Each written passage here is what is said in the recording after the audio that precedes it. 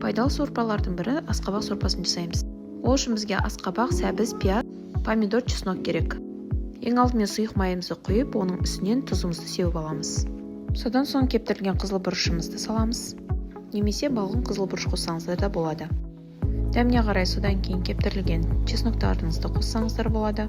Содан соң қызып тұрған пешке 25-30 минутқа қойып аламыз.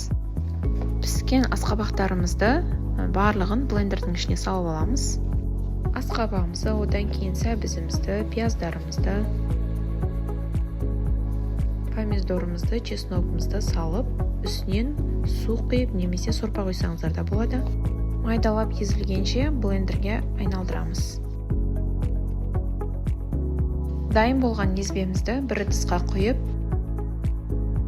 үстінен сливки құйып, араластырып, дайын болған сорпамызды дастарханға ұсынамыз. Астарыңыз дәмді болсын.